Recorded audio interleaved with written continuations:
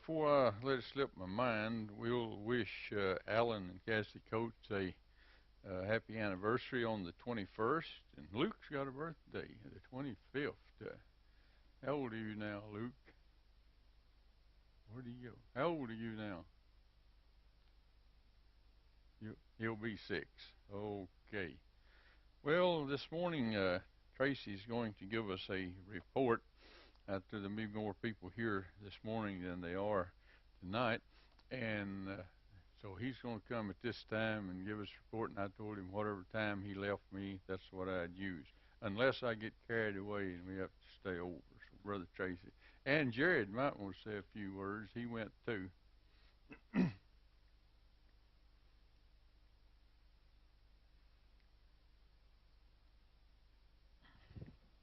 don't really know where to start other than just maybe just do a timeline.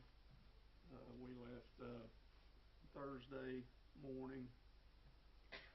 I guess we left about 6:45 my house, and about 18 hours later, we got to. Doesn't even have a name, just a place off out in the country. It's near West Jefferson, North Carolina. And we finally made it there with some help, and not Siri, of course.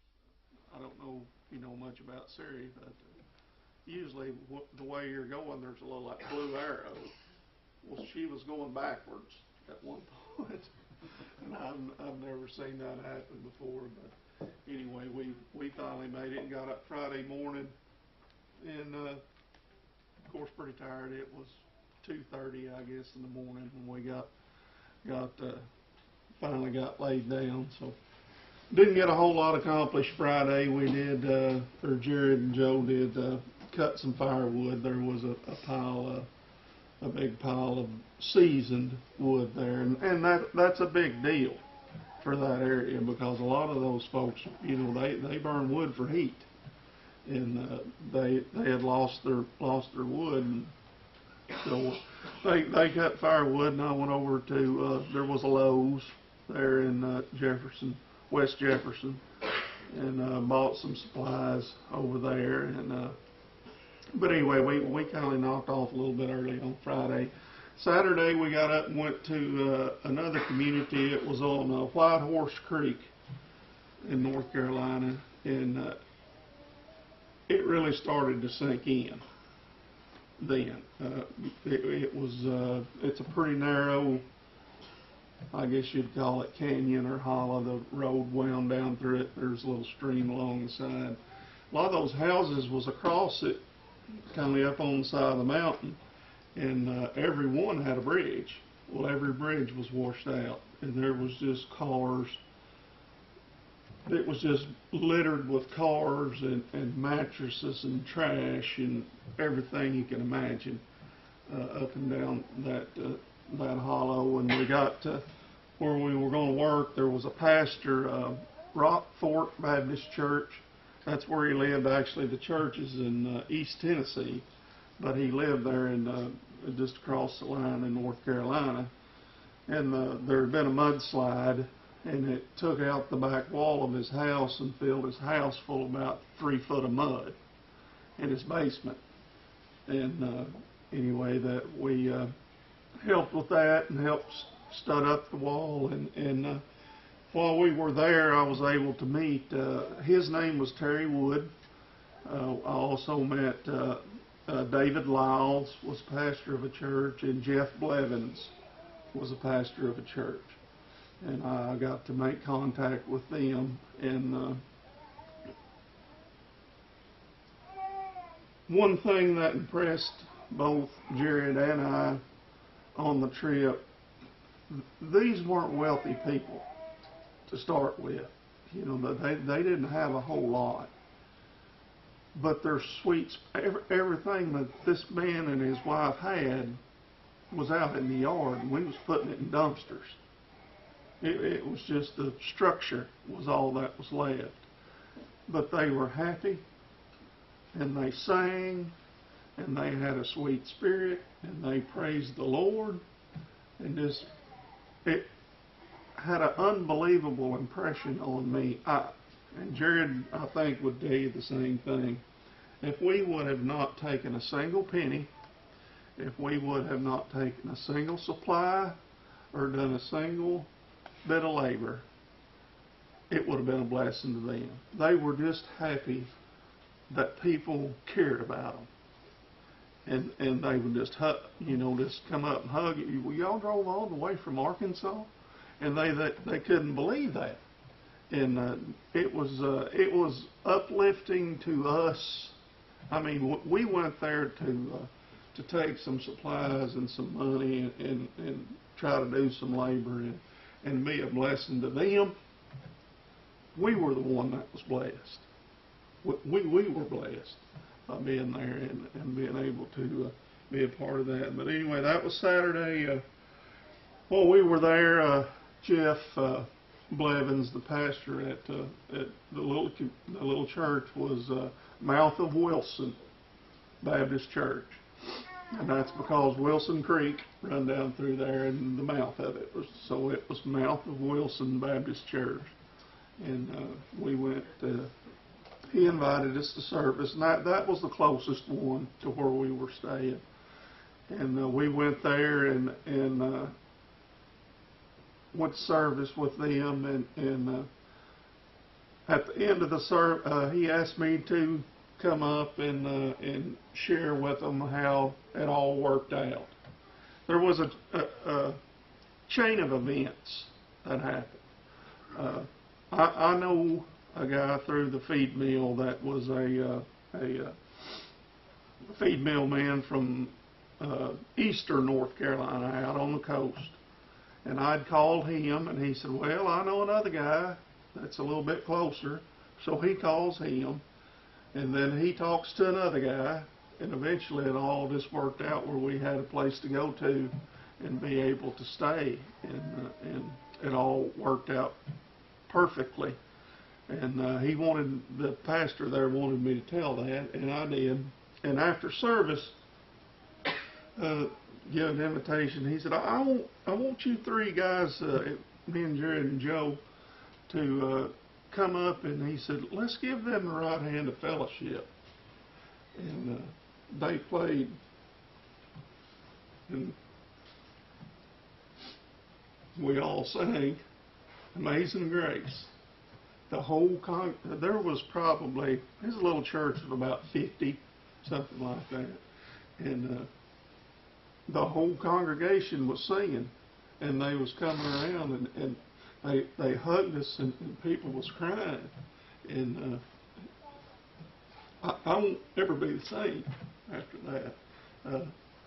Positive, in a positive, but just had a great service. There was a young man there sang 2 songs. I've been around music my whole life. I have a nephew that's a professional musician. I have another nephew that's a very good musician. I've got a couple boys that can play. I've been around it. I know a little something about music. And there was a young man there sang 2 songs that he was for real. And absolutely just beautiful voice. And after service, we just kept standing and talking after service. And anyway, we left there, and we decided that we had done about all we could do, and wanted to get a little bit further east, a little bit deeper into it, maybe or further west, over in eastern Tennessee. And so we left out, that would have been Sunday evening. We left out and started headed west, and we thought we had an Airbnb, a house, and anyway, we was at a place, a little community, Grassy Creek was the name of that community, and we thought we was going to be able to stay there at an Airbnb. And anyway, when we got there, we got a text that said no power, no water, so we didn't have a place to stay, and all the motels was booked full. There was literally hundreds and hundreds of electrical workers there. So all the hotels was booked. And we kind of just pulled off on the side of the road. And we wasn't there maybe 2 or 3 minutes. And this truck just comes pulling up beside of us, says, are y'all lost? And we told him our situation. Apparently he was maybe a city councilman or something like that. He was in the loop on what was going on anyway, and he said, follow me. And anyway, he took us to a what you might call a compound, and it was provided by Samaritan's Purse. And there was little trailers, and it was just one bunk. You just had enough room to stand up and change your clothes, and there was a little counter there. But there was 12 beds, and individual beds in every trailer. And there was 29 of them parked there. And there were showers, individual showers, private showers, same way in these trailers. And they was just lined up. There was a 100 by 200 portable tent that was there that they cooked meals in around the clock. And if you wanted to take something with you, you could. And this was where the search and rescue, first responders, people like that were from off would come and stay. And so and they had camper hookups. So we had a good place to stay. We got a shower, and they cooked breakfast the next morning. And it was just unbelievable, the outpouring that were everywhere we went. Every fire station, every church fellowship hall was just packed with supplies. Water and canned goods and clothes and whatever you can imagine that they would need right offhand. Every one of them, the fire stations, their doors would be up, and there was just stacking stuff outside. The water and everything was outside because of the weather, so they could put the stuff that had to be out of the weather on the inside. And but from Grassy, we was going to another little community the next morning, Burnsville, to Collins Brock Baptist Church. The pastor there, I'd got in contact with him through Jeff, and he had some people that needed some help, and that's where we left the supplies. We were able to. We parked there in about 15 minutes. The pastor's wife and another lady or two and about 20 kids run out, and they just went to carrying stuff in. And anyway, we unloaded our supplies there, and then we went to maybe a quarter mile up the road, and there was about a probably 70-year-old lady there that's husband had a stroke, and she had some nice-sized trees that had blew down in her yard, and we were able to cut them up for her and block them up. That not only got rid of the stuff out of her yard, but it also provided wood also for someone else that might have needed it. And from there we started on further west and made it to a community, Irwin, Tennessee. And folks, it's lays kind of down on a river. It's right on I-26, I think, and the bridge was gone. You had to detour around it. And part of the town is kind of up on the side of a hill, and part of it was down in a valley. And the part that was in the valley was gone. It was gone.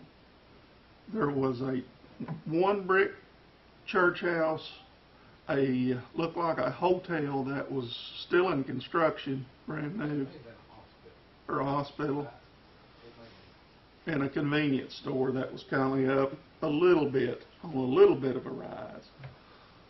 But on the other side of the interstate, it was just a complete log jam. There was just you can imagine a beaver dam. That's what it was like. It was just sticks and mud and rocks and cars. The councilman told us the day before that there was a construction outfit had their trucks parked on their yard, and there was 40 dump trucks had been washed away. They were gone. We seen bulldozers that was washed away. A bulldozer. Think about that. How swift that water was. The guy that we originally went to stay at, the caretaker of that place, had told us there was places where water rose 40 feet in an hour. 40 feet in an hour.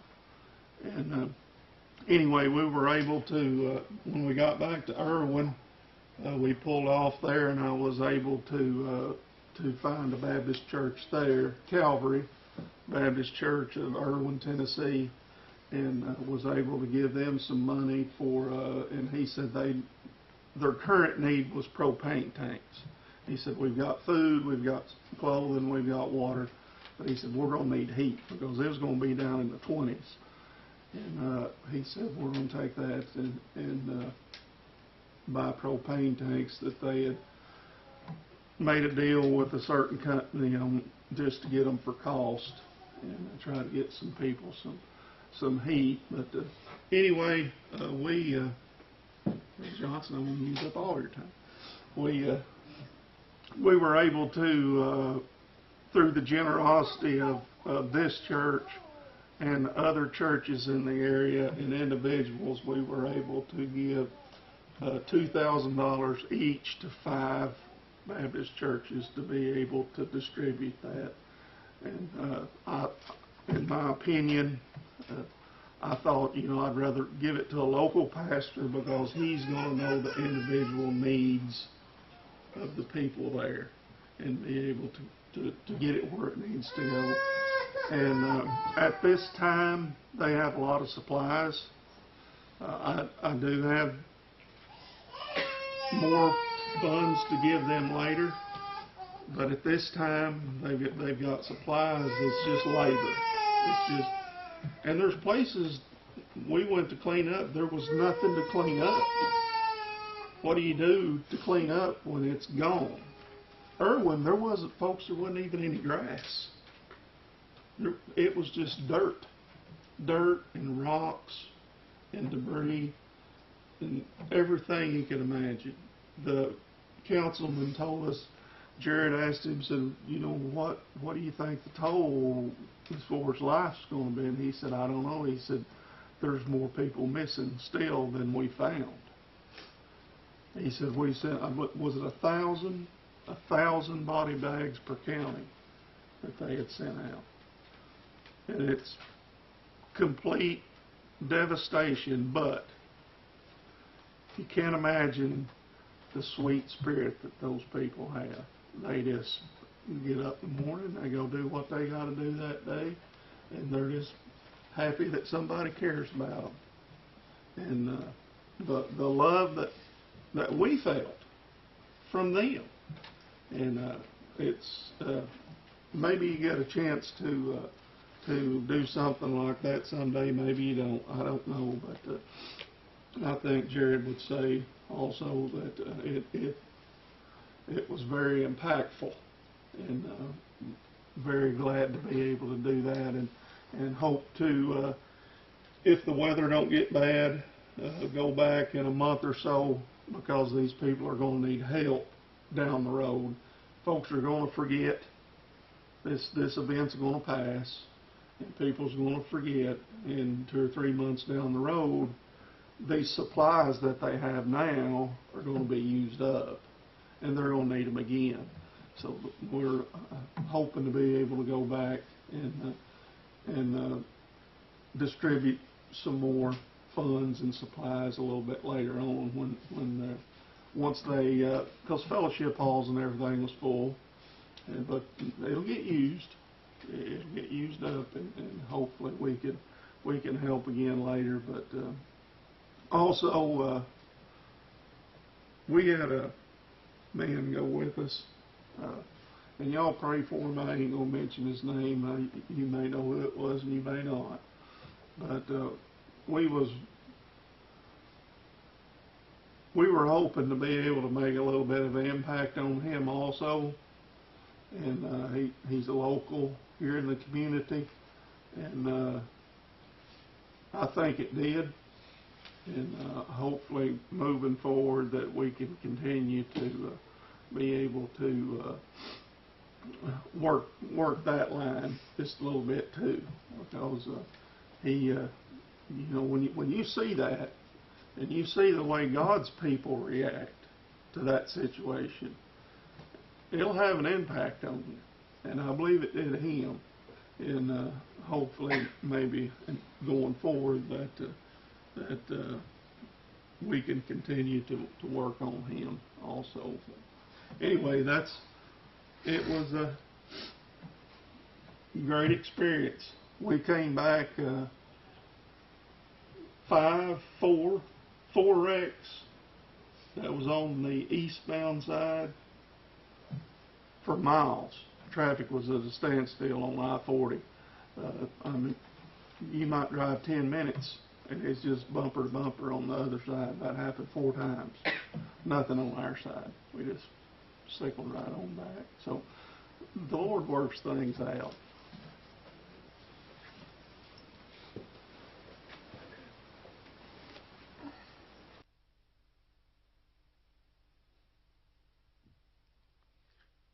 Well, a good report in some ways, sad in others. But I'm proud we were able to help. I'm proud that Jared and Tracy was able to go. I mentioned Wednesday night I was just a tiny bit jealous because I didn't get to go with them. But anyway, you can speak with them and get some more questions. Let's open our Bibles now to 1 Kings chapter 11. 1 Kings chapter 11. And I'm on the right page this morning. You know, when David became king of Israel, that he served or he reigned 7 years down in Hebron, and then he moved the capital to Jerusalem, and he reigned there the remaining part of 40 years. Now, when David grew old and his life was leaving him, and he knew that his death was imminent, between him and the Lord, he said that Solomon was going to be the next king of Israel. And Solomon was the next king of Israel. But it was not without a lot of turmoil and even a lot of insurrection in the house of David. And Absalom, I believe it was, that decided that he was going to be king. And he just self-anointed himself, which the Lord did not approve. And the Lord took the time and he saw that Solomon was made king. And the Bible tells us that Solomon was the wisest man that ever lived, that people from far countries came to hear and listen to the wisdom of Solomon. And even the Queen of Sheba heard about him, and she traveled to Jerusalem to hear the wisdom of Solomon and answered all her questions. And she said that it was greater than that she expected all that time. Now, Solomon was a very, very wise man, because the Bible says he was. And there's some instances of his kingship that you'll read about. And can you imagine having to deal with a woman who brings a baby to you and says, me and this other lady have a discrepancy about whose child this is, and we want you to just cut this baby in half and give each one of us half a child. Wouldn't you like to decide that case? Well, Solomon immediately said, well, I know it's not your child, or you wouldn't be willing to cut it in half. And so he gave it to the other woman.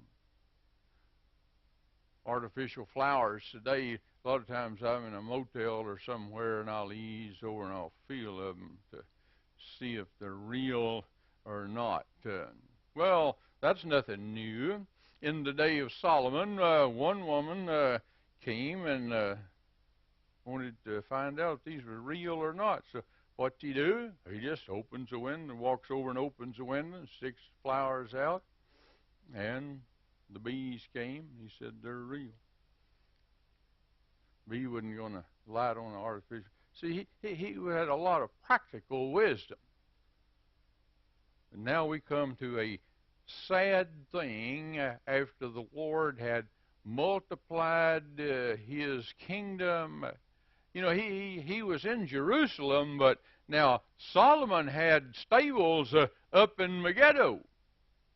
I've been up on top of that hill, and there's a stable up there, the ruins of it, the foundations. You don't see any stables. It's all ruins when you go visit there. And they found the foundations where he had hundreds of horses and chariots up in the north.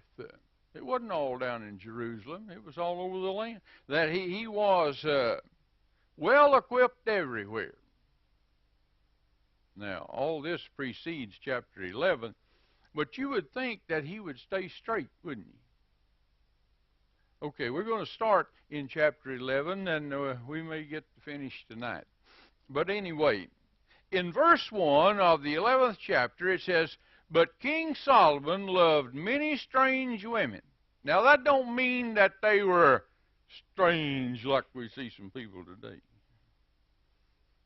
They were just foreigners. If I should say such a thing, but that's the truth. They were foreign women.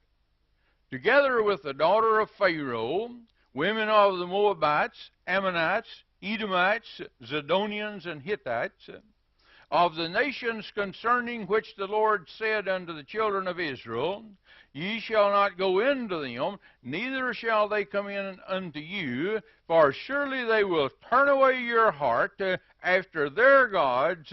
Solomon clave unto these in love. And he had 700 wives, princesses, and 300 concubines, and his wives turned away his heart. Now, we may not get any further than this, but now Solomon violated a direct command of the Lord in this incident, in this lifetime. You say, well, I thought we had 10 commandments. Oh, there was a lot of others, and here's one that he said in the second verse. And the Lord had said unto Israel, or the children of Israel, Ye shall not go into them, that is, these foreign women, neither shall they come in unto you, for surely they will turn away your heart after their gods. Solomon clave unto these in love. Now, you might want to fasten your seat belts, as I said one day before. But now, this wasn't necessarily love. You know, a lot of people sometimes will say, oh, it was just love at first sight. Oh, I knew when I saw at a distance. It was just instant love. You know what I really think? That about 99.9% of the time that it was instant lust instead of love. And I think a lot of the things that Solomon had on his mind and on his heart here was something that stuck with him when he was raised in a palace. And he didn't have to do anything. He was pretty much a spoilt man, and he had been around luxury. David, his father, was a man of war, and he was a tough character, and he had been out in the mountains and the caves, and he had fought wars. And he had a lot of experiences that Solomon did not encounter. And so here he just continues and enlarges his lifestyle that he had in the king's palace with his father. Now, in verse 1 again, but Solomon loved many strange women, together with the daughter of Pharaoh. Now, I can't imagine if he had looked back into the history of the children of Israel after having spent 430 years in Egyptian bondage, why would he have wanted to marry an Egyptian woman, especially the daughter of the ruler, because she's going to have an impact on Pharaoh. Now, just remember, folks, that blood is thicker than water. And if Pharaoh finds his daughter and he begins to whisper in her ear, you need to get some of this information that I need from King Solomon, so if we decide to invade his kingdom, we'll have the upper hand. Kind of like the CIA is supposed to operate today. They get information and they pay off people and they do all kinds of things to have information before a war starts. Now, he ought to have known better than that. And besides, he's violating this command here in verse 2. Don't do it. And he actually violated two commands. They weren't supposed to come in, and so he allowed her to come in when he should have shoved her out. But he didn't. Now, look at all these other countries which are heathen establishments. There were the Moabites, they were the Ammonites, the Edomites, the Zidonians, and the Hittites. All of these are mostly like the Philistines. They're not worshiping Jehovah. You remember when Paul was writing over there to the Corinthians? And he said, how shall two walk together except they be agreed? And he also had some statements in there, about marriage and it being a violation like old Solomon's doing here. Now, he had all these. He said, of the nations concerning which the Lord said unto the children of Israel, ye shall not. Now, why? For surely they will turn away your heart after their gods. Can you imagine these foreign women, and they come up to Solomon, and say, now, King, if you really loved me, you'd do this and this for me. You ever heard that? Well, if you'll take some study logic, you'll find out that that's an invalid argument. And I could explain it if I had time, but I don't. But anyway, it's an invalid argument, so don't fall for it. But he did. They will turn away your heart after their gods, little g. Little g. Now, finally, after all this tugging and pleading and begging, we're going to get to these gods that he turned to in the end. It said, Solomon clave unto these in love. Now, he cherished the pictures of these women, or he cherished their looks, or having them at his disposal. I don't know if there's any real love there or not. Now look in verse 3. And he had 700 wives. Now, I've read this several times in my lifetime. You know, I never really noticed one word until I read it this time. Princesses. Huh. We always hear about all the wives he had and all the concubines he had. Princesses.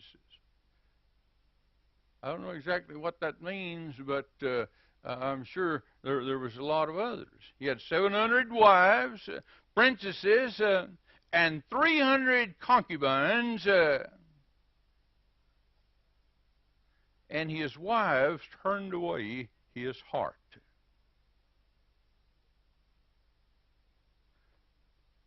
What was the main characteristic of David, his father?